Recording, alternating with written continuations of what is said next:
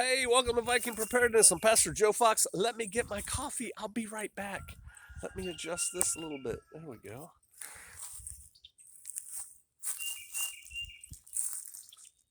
Hey, this is take two, and I was almost done with the other video. And I had a massive, I'll say it, brain fart. It's just like, no, I'm not gonna put that in here. All right, how do I get you adjusted? There we go.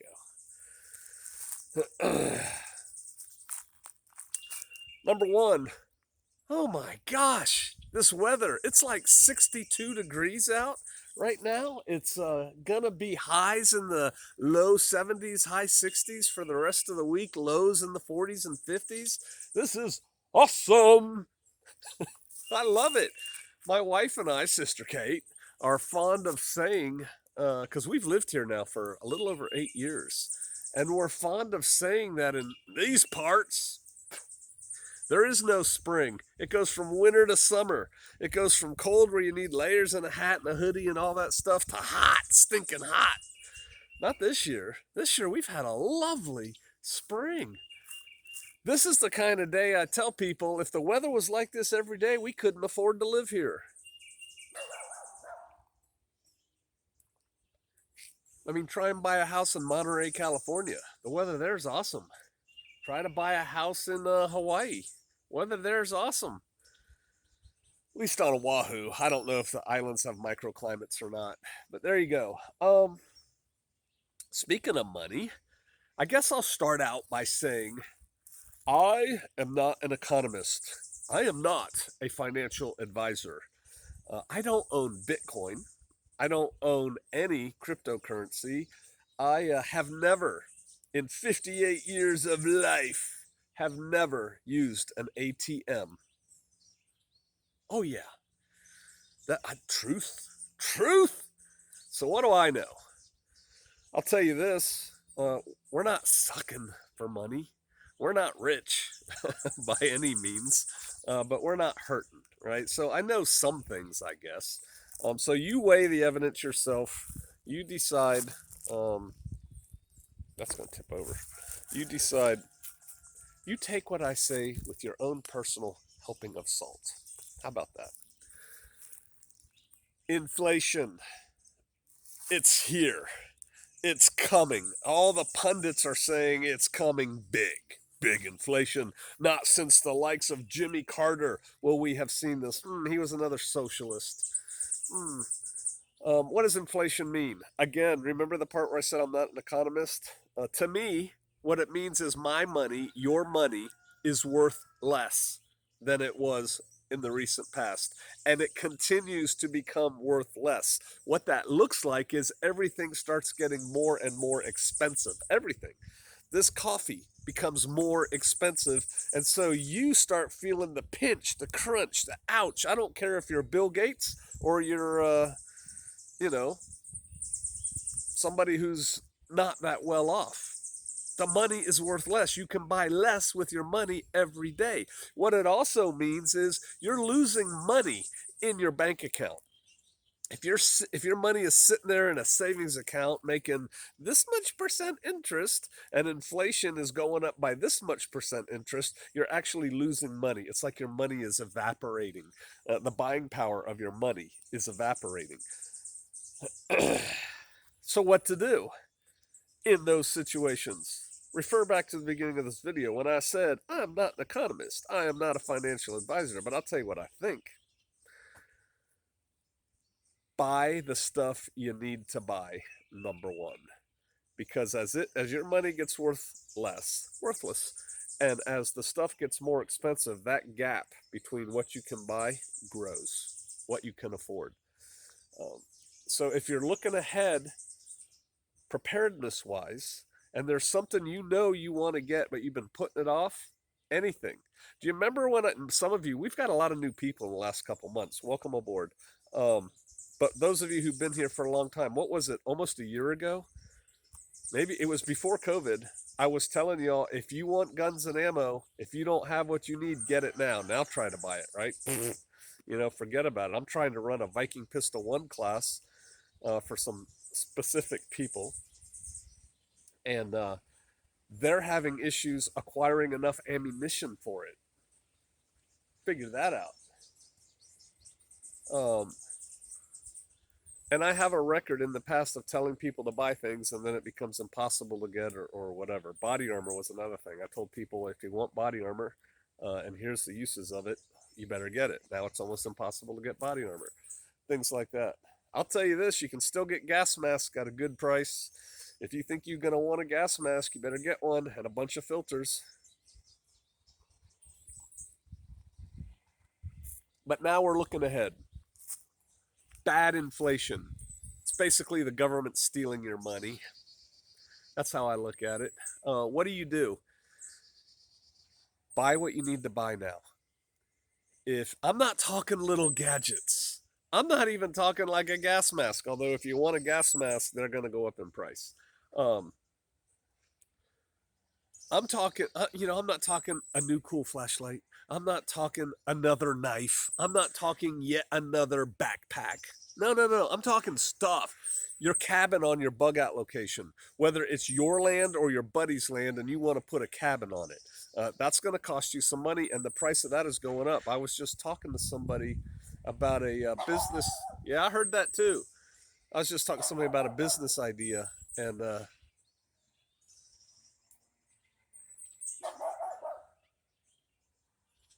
things you hear when you don't have a gun. I know, I don't have a gun on me right now. I got these though, man. Spend your money on the things you're gonna need. When we moved here, these 8 years ago, Iceland and/or Cyprus was going through a terrible inflationary, bad economic downturn period, and their government, seized their version of federal IRAs, federal 401ks, seized them from their formerly federal or currently federal workers. And that was what I had. I had an IRA, 401k, TSP, I don't know, one of those things. Remember the beginning of this video? And it had a bunch of money in it. To me. To some of you, that was nothing. To some of you, yeah, it was a lot of money. Um, and that was 8 years ago, and I'm 58. So I was about 50, and I was concerned that our government may take our federal workers' 401ks. And so I cashed it in, and I paid horrific penalties and taxes on it. But I was left with a chunk of money still. And with that money, I built my wee little house right there. I bought the 2x4s, the siding, paid for the concrete, stuff like that. Built that house with that money. And Sister Kate and I literally built it. But the way I looked at it, what's retirement for? What's your retirement income for? It's to allow you to continue to live in a place, pay the rent, pay the mortgage, buy the groceries, yada yada. And I'm like, hey, I have a paid off house. That's worth something. So that's what I did. The whole reason, I started this video this morning was I was dwelling upon inflation is coming, our money's going to be worth less. And I have a decent track record of telling you guys to buy things and then it becomes really expensive or impossible to get. And I was thinking about this. But first, I'm feeling a wee bit parched. Soap. Soap for your body. Soap for washing your dishes. Soap for washing your clothes. Soap. I just remembered why I had the brain thing, and so I'm going to try and get through this story without forgetting. Have you noticed how everything's getting smaller? Particularly ice cream. I went through a phase many years ago, I don't know, 2006-ish, where I outright refused to buy ice cream if it didn't come in an honest-to-God half-gallon or full gallon. of ice cream because they all started cheating 1.75 liters and crap like that and charging you the same or more. And I'm like, hey, I've got a family of five. We want to buy a half gallon of ice cream. Why are you're not fooling me by having 1.75 and selling it to me for the same price as a half gallon. It looks smaller to me. I mean, it's darn near a single serving now. Have you noticed that? Little rant there. So I just subscribed in the last month, thanks to y'all, because y'all recommended these things, to three different Appalachian Trail through hikers. They are, as we speak, hiking up the Appalachian Trail. I think all of them are northbound. Um, the last one I just subscribed to, 72-year-old guy hiking the Appalachian Trail.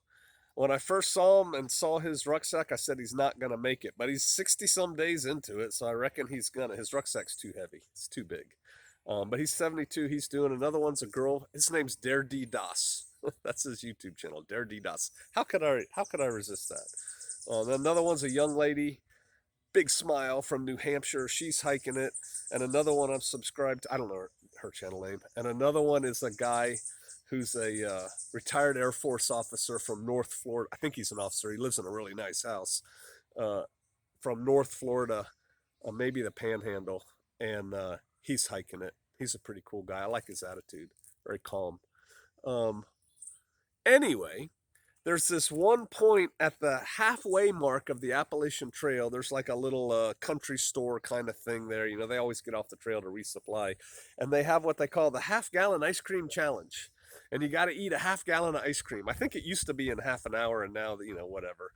Good move on the store's part. They're selling a lot of ice cream. And so all these hikers sit down who've been on the trail for, 60, 70 days, and they buy a half gallon ice cream and they chow down on it, see if they can finish it. And I've watched 3 different videos of that now. And no, I've watched 2 different videos of that now. The old guy, Dare D Das, I don't think he's got there yet. Anyway, they can't buy a half gallon ice cream. It's the half gallon ice cream challenge. Why? Because ice cream used to come in half gallons, and it's the halfway point of the Appalachian Trail. Except now, there's no half gallons for sale in the store. You got to buy this stupid 1.75 and then this little cup of thing to make a half gallon. That almost makes it not worthwhile doing it. I mean, it's like, this is ridiculous. And I already told my wife, if I do the Appalachian Trail, and I probably won't, I was going to it one time, but there's reasons I don't think I want to do it anymore. It's too popular.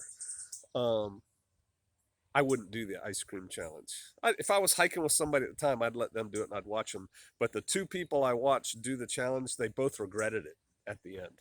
I can learn from the mistakes of others. I can learn from the misery of others. So can you. Something's going on with my video. Decline. Spam. All right. So everything's getting smaller. Soap.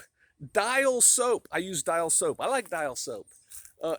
The bars used to be big and solid and hard. You could stick it in a sock and beat somebody half to death with it. Yeah, on an airplane. That's another story. Now they're these like little bars. They look like they've already been in the shower for, a month or something. Price hasn't gone down. But here's the thing about soap. It lasts a long time if properly stored.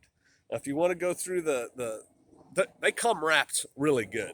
If you just leave it in the original packaging, I'm talking bars of soap for your body. They come wrapped, like double, triple wrapped. If you want to go ahead and put it in a Ziploc bag or a food saver bag or something like that, also, knock yourself out, but it'll be fine in the stuff that comes in, as long as you keep it away from, rain. You're going to want to wash, people. And most people, I'd be interested. You guys can answer this question. How many bars of soap do you have in your house? I think the average prepper probably doesn't have that many. I'll tell you, I've got a 55-gallon drum. I did a video on it here before. That is my personal hygiene drum that has a bunch of bars of soap in it, and toilet paper, and toothpaste, and toothbrushes, and and that's not for me to rotate through. That's my Armageddon barrel. I'll be a clean smelling survivor. I smell Pastor Joe. He smells sweet. Yeah, I've had enough coffee this morning. You should buy soap. You should buy soap that you wash dishes with. because you're going to be washing dishes in the apocalypse. You know, it wasn't that long ago in the scheme of human history on this earth that we mere humans discovered germs. Germs. People didn't know what germs were before. Now we know. And soap and water goes a long way to killing germs, people. Some of you may have already typed and you'll probably go back and remove it. I know a lot of you have already thought, but Pastor Joe, you can make soap. Yep, people have been making soap for, what, since Greece times? Um, yeah, you can make soap. Go ahead. Go make some soap. I've made soap. I collected wood ash, used rainwater, drained out the lye, and made soap. My wife has made lots of goat milk soap and lye soap and stuff like that over the years and sold it at farmers markets for a ridiculous price. I mean, like high. Yeah, you can make soap. Knock yourself out. Let me tell you something. When you're in the position of having to make soap so that you can clean your stinky body, or wash your dirty clothes, or wash your dishes, so you don't get sick and die. When you're in the position of having to make soap, you're going to have a bazillion other things to also do that are probably more important than making soap. When you could just right now go spend $100, $50, $20, $10 on soap and put it away. Soap taken care of. We can stay clean. At least clean enough to not die. Right? Yeah, you can do anything. You can make anything. Pastor Joe, you can make a fire. I just got a striker from, oh man, Westhold Forge. I'm pretty sure that's what he calls himself here. Westhold Forge. He gave me a striker he made out of a file, and I was carrying it around in my pocket. I was walking down the road just the other day, and I saw a piece of flint laying in the gravel, and I picked it up, and I brought it back. Sparks. I know how to make fire with a rock and a piece of metal. I've done it many times. I know how to make a fire. The striker was made out of a file. I know how to make a fire with a bow drill that I fashion out here. I've done it many times. I carry a Bic lighter. Why? Because when it's time for me to make a fire, I've got a lot of other things I need to be doing too, and a Bic lighter costs nothing. How many Bic lighters do you have? Because whatever they cost now, the price is going to go up. And here's another thing. It's not just that the cost of soap is going to go up. It's not just that the cost, we're talking inflation, the cost of Bic lighters is going to go up. The cost of everything is going to go up. So your disposable income is going to go down. And you're not going to be able to, you won't tell yourself, yeah, I'll pick up 3 of these 3-packs of Bic lighters in the, at the checkout line. Just throw them in. I'll throw them in with my stuff so I have them. You won't do that because you won't have the money. Start thinking ahead. Inflation's coming. Be wise with your money. If you're letting it sit in the bank, I think you're making a big mistake. I really do. So you got to do something with it. I suggest take care of yourself first, just like I talked about with bartering. Don't be buying barter items if you already have things that you don't have.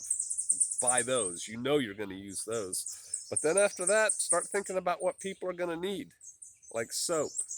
You buy a bar of Dial soap today for, I have no idea. I don't do the shopping in our house.